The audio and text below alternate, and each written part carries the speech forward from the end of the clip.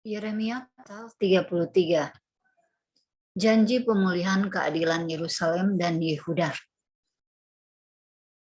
Datanglah firman Tuhan untuk kedua kalinya kepada Yeremia ketika ia masih terkurung di pelataran penjagaan itu. Bunyinya, beginilah firman Tuhan yang telah menjadikan bumi dengan membentuknya dan menegakkannya. Tuhan ialah namanya. Berserulah kepadaku, maka aku akan menjawab engkau dan akan memberitahukan kepadamu hal-hal yang besar dan yang tidak terpahami, yakni hal-hal yang tidak kau ketahui. Sebab beginilah firman Tuhan Allah Israel, mengenai rumah-rumah di kota ini dan mengenai gedung-gedung istana Raja Yehuda yang dirobohkan untuk dipakai terhadap tembok-tembok pengepungan dan pedang. Orang akan masuk pertempuran melawan orang-orang Kasdim, dan kota ini akan penuh dengan bangkai-bangkai manusia yang telah kupukul mati karena murkaku dan kehangatan amarahku.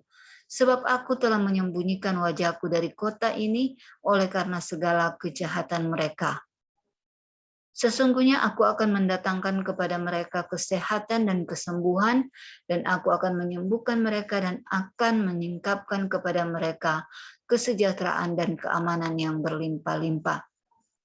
Aku akan memulihkan keadaan Yehuda dan Israel, dan akan membangun mereka seperti dahulu. Aku akan mentahirkan mereka dari segala kesalahan yang mereka lakukan dengan berdosa terhadap aku, dan aku akan mengampuni segala kesalahan yang mereka lakukan dengan berdosa dan dengan memberontak terhadap aku.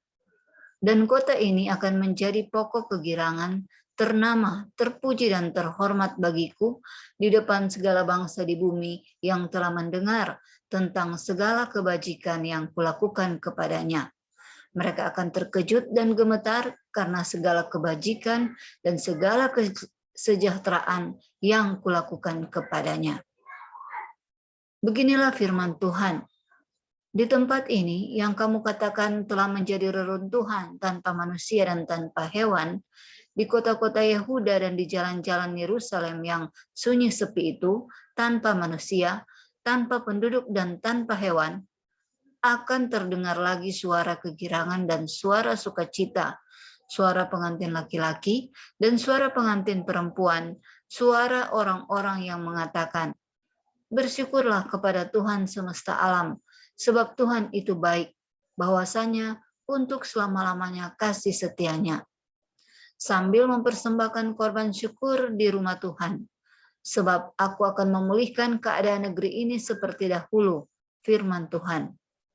Beginilah firman Tuhan semesta alam. Di daerah ini yang sudah menjadi reruntuhan tanpa manusia dan tanpa hewan, dan di segala kotanya akan ada lagi padang rumput bagi gembala-gembala yang membaringkan kambing domba di situ. Di kota-kota pegunungan, di kota-kota daerah bukit, dan di kota-kota tanah Negeb, di daerah Benyamin, di sekitar Yerusalem, dan di kota-kota Yehuda. Kambing domba akan lewat lagi dari bawah tangan orang yang menghitungnya. Demikianlah firman Tuhan. Perjanjian dengan keturunan Daud dan keturunan Lewi.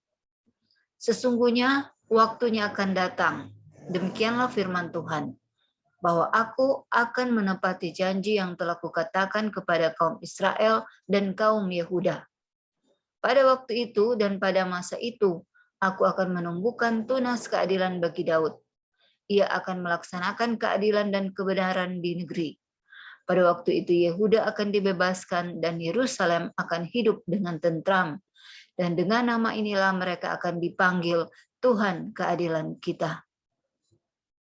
Sebab beginilah firman Tuhan, keturunan Daud tidak akan terputus duduk di atas tahta kerajaan kaum Israel. Dan keturunan imam-imam orang Lewi tidak akan terputus mempersembahkan korban bakaran di hadapanku dan membakar korban sajian dan mengorbankan korban sembelihan sepanjang masa. Firman Tuhan datang kepada Yeremia, bunyinya, beginilah firman Tuhan, jika kamu dapat mengingkari perjanjianku dengan siang dan perjanjianku dengan malam, sehingga siang dan malam tidak datang lagi pada waktunya, maka juga perjanjianku dengan hambaku Daud dapat diingkari, sehingga ia tidak mempunyai anak lagi yang memerintah di atas tatanya. Begitu juga perjanjianku dengan orang-orang Lewi, yakni imam-imam yang menjadi pelayanku. Seperti tentara langit tidak terbilang, dan seperti pasir laut tidak tertakar, demikianlah aku akan membuat banyak keturunan hambaku Daud dan orang-orang Lewi yang melayani aku. Firman Tuhan datang kepada Yeremia, bunyinya, "Tidakkah kau perhatikan apa yang dikatakan orang-orang ini? Kedua kaum keluarga yang dipilih Tuhan itu telah ditolaknya. Dengan demikian mereka menghina umatku, dianggapnya bukan suatu bangsa lagi.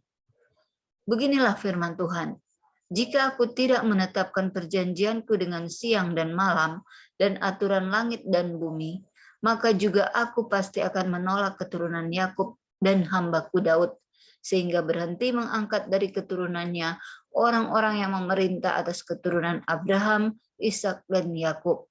Sebab aku akan memulihkan keadaan mereka dan menyayangi mereka."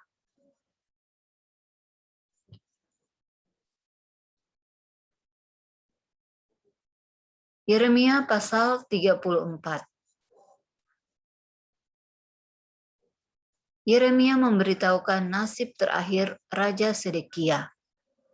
Firman yang datang dari Tuhan kepada Yeremia ketika Nebukadnezar Raja Babel dan segala tentaranya, segala kerajaan di bumi yang di bawah pemerintahannya, dan segala bangsa berperang melawan Yerusalem dan segala kotanya. Beginilah firman Tuhan Allah Israel. Pergilah berbicara kepada Sedekia, Raja Yehuda. Katakan kepadanya, beginilah firman Tuhan, sesungguhnya aku menyerahkan kota ini ke dalam tangan Raja Babel, supaya dihanguskannya dengan api. Dan engkau sendiri tidak akan luput dari tangannya, melainkan akan pasti tertangkap dan diserahkan ke dalam tangannya. Engkau akan melihat Raja Babel mata berhadapan mata, dan ia akan berbicara dengan engkau mulut berhadapan mulut. Kemudian engkau akan pergi ke Babel. Namun demikian, dengarlah firman Tuhan, hai Sedekia, Raja Yehuda. Beginilah firman Tuhan mengenai engkau. Engkau tidak akan mati oleh pedang. Engkau akan mati dengan damai. Dan sebagaimana dinyatakan api untuk menghormati bapa-bapa leluhurmu, raja-raja dahulu yang hidup sebelum engkau, demikianlah orang akan menyalakan api untuk menghormati engkau, dan akan meratapi engkau dengan berkata, aduhai Tuhan, sungguh akulah yang mengucapkan firman ini. Demikianlah firman Tuhan. Nabi Yeremia menyampaikan segala perkataan ini kepada Sedekia, Raja Yehuda di Yerusalem, ketika tentara Raja Babel berperang melawan Yerusalem dan segala kota Yehuda yang masih tinggal, yaitu Lakis dan Aseka. Sebab kota-kota itulah yang masih tinggal di antara kota-kota Yehuda sebagai kota-kota yang berkubu. Janji kepada budak-budak Ibrani tidak ditepati. Firman yang datang dari Tuhan kepada Yeremia sesudah Raja Sedekia mengikat perjanjian dengan segenap rakyat yang ada di Yerusalem untuk memaklumkan pembebasan, supaya setiap orang melepaskan budaknya bangsa Ibrani, baik laki-laki maupun perempuan, sebagai orang merdeka, sehingga tidak ada seorang pun lagi yang memperbudak seorang Yehuda, saudaranya. Maka semua pemuka dan segenap rakyat yang ikut serta dalam perjanjian itu menyetujui bahwa setiap orang akan melepaskan budaknya laki-laki dan budaknya perempuan sebagai orang merdeka, sehingga tidak ada lagi yang memperbudak mereka. Orang-orang itu menyetujuinya, lalu melepaskan mereka. Tetapi sesudah itu mereka berbalik pikiran, lalu mengambil kembali budak-budak lelaki dan perempuan yang telah mereka lepaskan sebagai orang merdeka itu, dan menundukkan mereka menjadi budak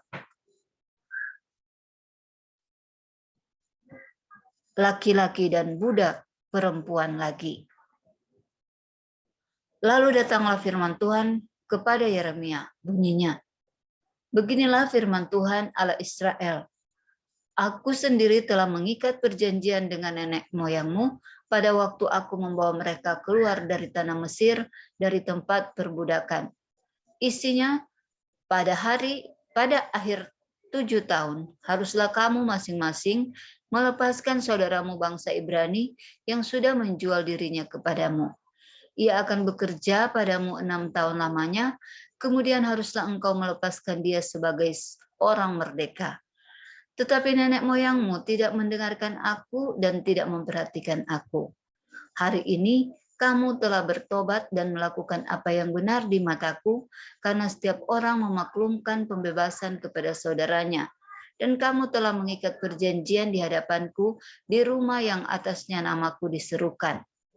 Tetapi kamu telah berbalik pikiran dan telah menajiskan namaku. Kamu masing-masing telah mengambil kembali budaknya laki-laki dan budaknya perempuan yang telah kamu lepaskan sebagai orang merdeka menurut keinginannya, dan telah menundukkan mereka supaya mereka menjadi budakmu laki-laki dan budakmu perempuan lagi. Sebab itu beginilah firman Tuhan, kamu ini tidak mendengarkan aku, agar setiap orang memaklumkan pembebasan kepada sesamanya dan kepada saudaranya. Maka sesungguhnya aku memaklumkan bagimu pembebasan, demikianlah firman Tuhan, untuk diserahkan kepada pedang, penyakit sampar dan kelaparan. Aku akan membuat kamu menjadi kengerian bagi segala kerajaan di bumi, dan aku akan menyerahkan orang-orang yang melanggar perjanjianku dan yang tidak menepati isi perjanjian yang mereka ikat di hadapanku, dengan memotong anak lembu jantan menjadi dua untuk berjalan di antara belahan-belahannya. Pemuka-pemuka Yehuda, pemuka-pemuka Yerusalem, pegawai-pegawai istana, imam-imam dan segenap rakyat negeri yang telah berjalan di antara belahan-belahan anak lembu jantan itu, mereka akan kuserahkan ke dalam tangan musuh mereka dan ke dalam tangan orang-orang yang berusaha mencabut nyawa mereka, sehingga mayat mereka menjadi makanan burung-burung di udara dan binatang-binatang di bumi.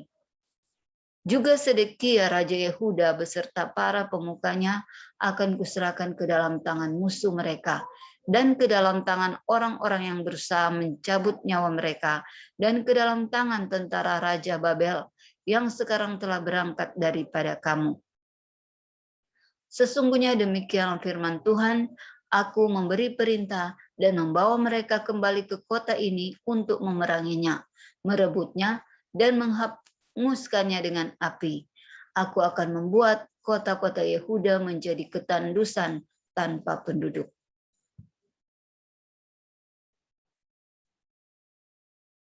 Yeremia pasal 35. Kesetiaan orang-orang Rekab.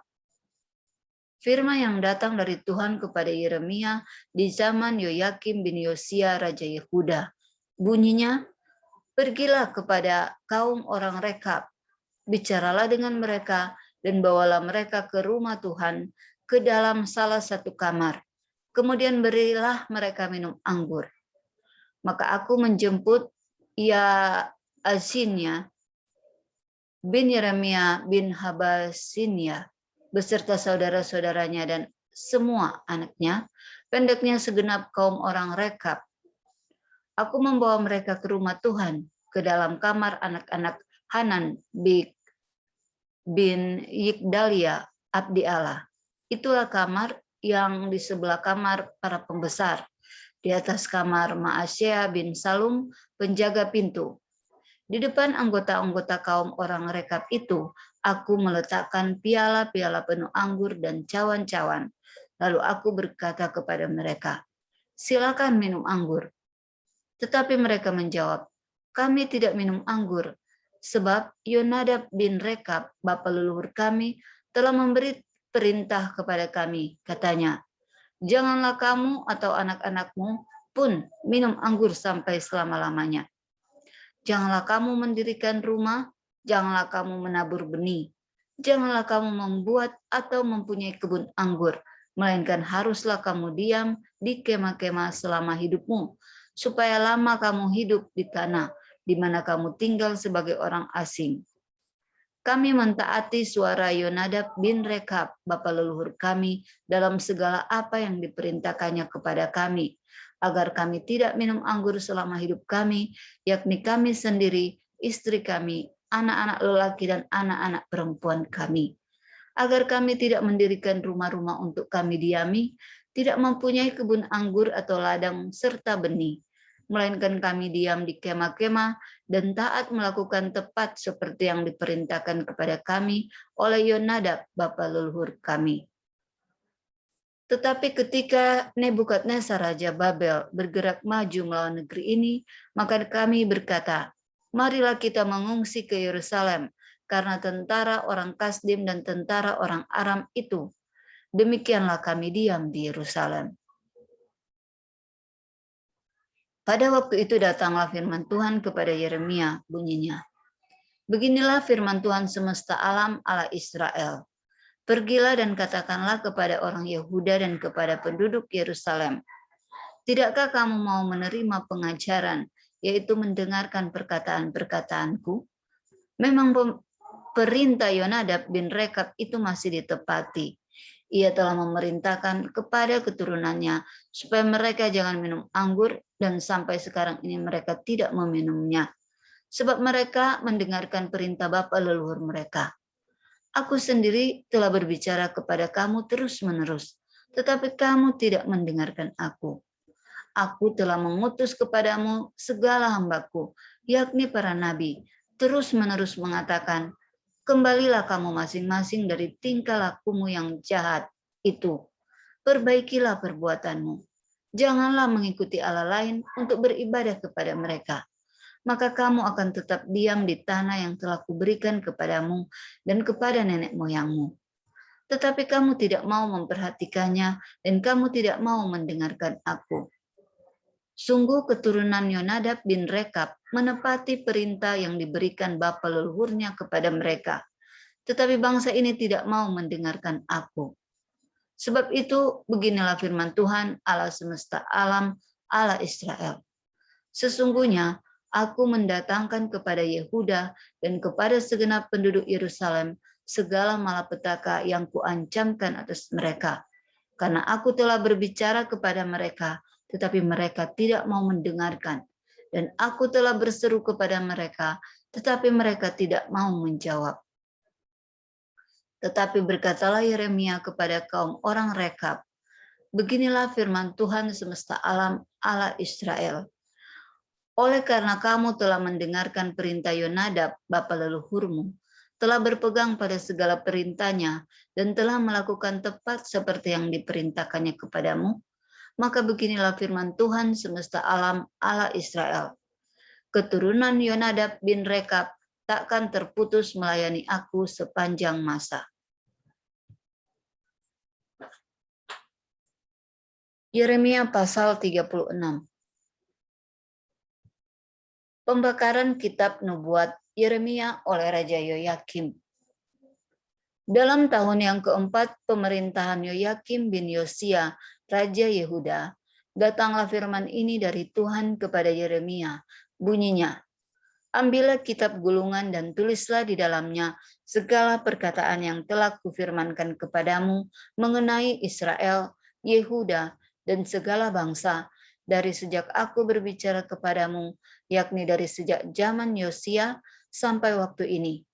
Mungkin apabila kaum Yehuda mendengar tentang segala malapetaka yang aku rancangkan hendak mendatangkannya kepada mereka, maka mereka masing-masing akan bertobat dari tingkah langkahnya yang jahat itu, sehingga aku mengampuni kesalahan dan dosa mereka.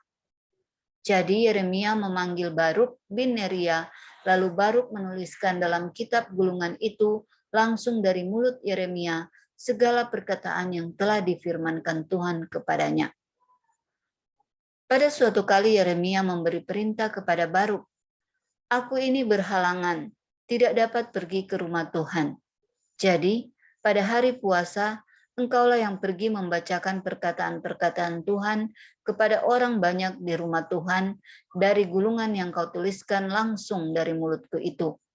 Kepada segenap orang Yehuda yang datang dari kota-kotanya, haruslah kau bacakannya juga. Mungkin permohonan mereka sampai di hadapan Tuhan dan mereka masing-masing bertobat dari tingkah langkahnya yang jahat itu.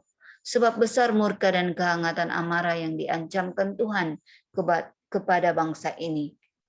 Lalu Baruk bin Neria melakukan tepat seperti yang diperintahkan kepadanya oleh Nabi Yeremia untuk membacakan perkataan-perkataan Tuhan dari kitab itu di rumah Tuhan.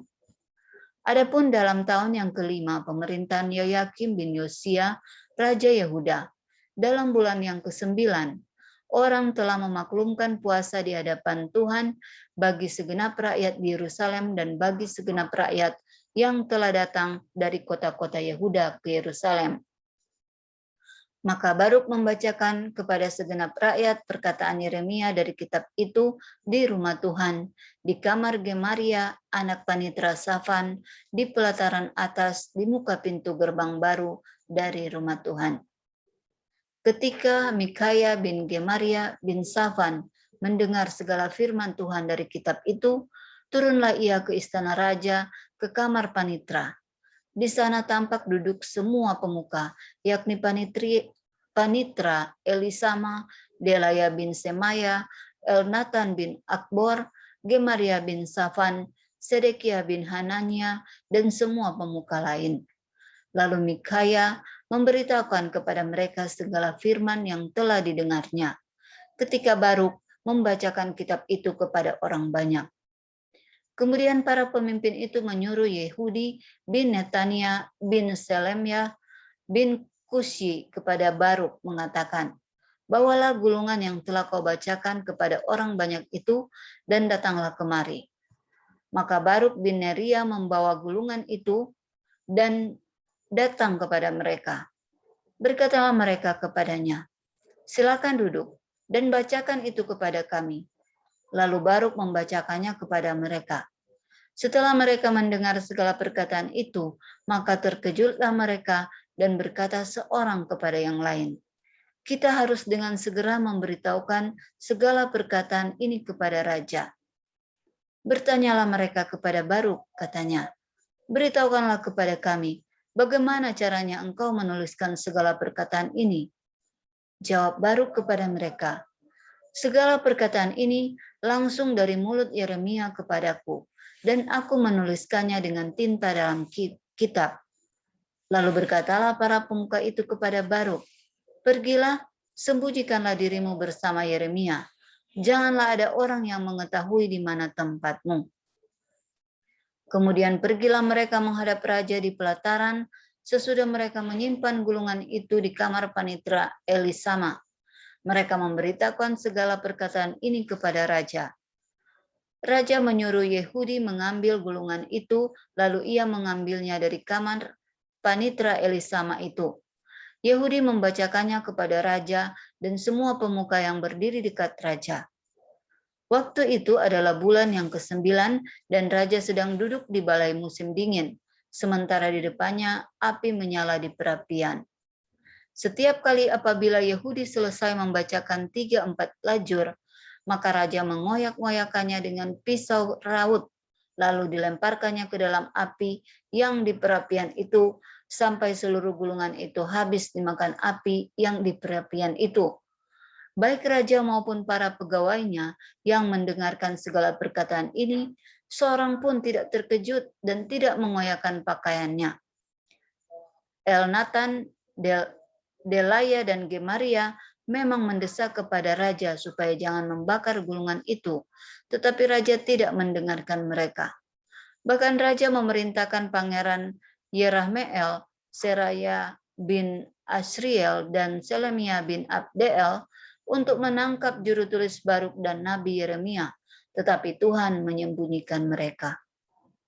Sesudah raja membakar gulungan berisi perkataan-perkataan yang dituliskan oleh Baruk langsung dari mulut Yeremia itu, maka datanglah firman Tuhan kepada Yeremia, bunyinya, ambil pulalah gulungan lain, tuliskanlah di dalamnya segala perkataan yang semula ada di dalam gulungan yang pertama yang dibakar oleh Yoyakim Raja Yehuda.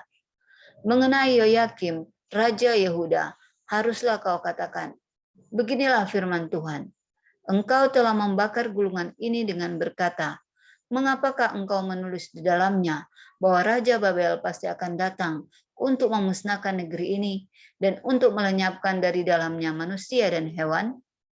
Sebab itu beginilah firman Tuhan tentang Yoyakim, Raja Yehuda. Ia tidak akan mempunyai keturunan yang akan duduk di atas tahta Daud, dan mayatnya akan tercampak sehingga kena panas di waktu siang dan kena dingin di waktu malam. Aku akan menghukum dia, keturunannya, dan hamba-hambanya karena kesalahan mereka. Aku akan mendatangkan atas mereka, atas segala penduduk Yerusalem dan atas orang Yehuda, segenap malapetaka yang kuancamkan kepada mereka, yang mereka tidak mau mendengarnya. Maka Yeremia mengambil gulungan lain dan memberikannya kepada juru tulis Baruk bin Neria, yang menuliskan di dalamnya langsung dari mulut Yeremia segala perkataan yang ada di dalam kitab yang telah dibakar Yoyakim, Raja Yehuda dalam api itu. Lagi pula masih ditambahi dengan banyak perkataan seperti itu.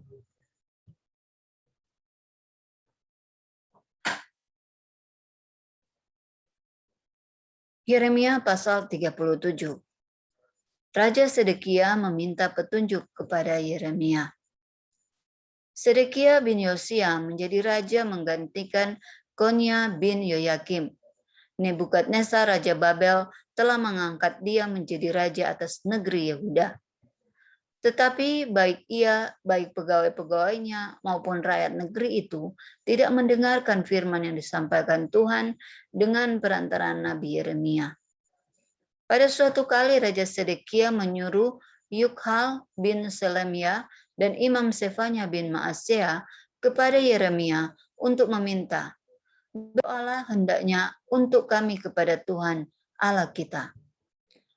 Adapun pada waktu itu Yeremia masih bebas pergi datang di tengah-tengah rakyat. Ia belum dimasukkan orang ke dalam penjara. Adapun tentara Firaun telah berangkat keluar dari Mesir. Mendengar kabar itu, maka orang-orang Kasdim yang mengepung Yerusalem angkat kaki dari Yerusalem. Lalu datanglah firman Tuhan kepada Nabi Yeremia, bunyinya, beginilah firman Tuhan Allah Israel kepada Raja Yehuda yang menyuruh kamu kepadaku untuk meminta petunjuk, harus kamu katakan begini, lihat, tentara Firaun yang telah berangkat keluar untuk membantu kamu akan kembali ke negerinya, ke Mesir. Tetapi orang-orang Kasdim akan datang kembali memerangi kota ini, merebutnya dan menghanguskannya dengan api. Beginilah firman Tuhan, janganlah kamu membohongi dirimu sendiri dengan mengatakan, orang-orang Kasdim itu telah pergi untuk selamanya daripada kita. Padahal mereka tidak pergi untuk selamanya. Dan seandainya kamu memukul kalah segenap tentara orang Kasdim yang telah memerangi kamu itu, sehingga di antara mereka hanya tinggal orang-orang yang luka parah, masing-masing di kemahnya, mereka akan bangun dan menghanguskan kota ini dengan api. Yeremia dipenjarakan.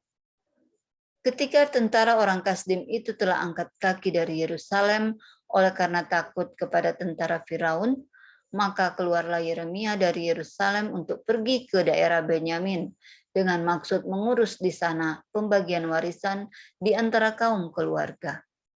Tetapi ketika ia sampai di pintu gerbang Benyamin, maka di sana ada seorang kepala jaga yang bernama Yeria bin Selemia bin Hanania. Ia menangkap Nabi Yeremia sambil berteriak, engkau mau menyeberang kepada orang Kasdim? Dan sekalipun Yeremia menjawab, itu bohong, aku tidak hendak menyeberang kepada orang Kasdim.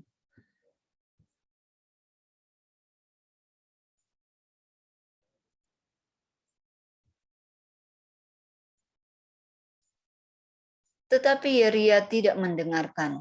Lalu ia menangkap Yeremia dan membawanya menghadap para pemuka. Para pemuka ini menjadi marah kepada Yeremia. Mereka memukul dia dan memasukkannya ke dalam rumah tahanan, rumah panitera Yonatan itu. Adapun rumah itu telah dibuat mereka menjadi penjara. Demikianlah halnya Yeremia masuk ke dalam ruang cadangan air di bawah tanah itu, dan lama Yeremia tinggal di sana. Sedekia memindahkan tempat Yeremia dikurung. Pada suatu kali, Raja Sedekia menyuruh orang mengambil dia. Lalu dengan diam-diam, bertanyalah raja di istananya kepadanya, "Adakah datang firman dari Tuhan?" Jawab Yeremia, "Ada."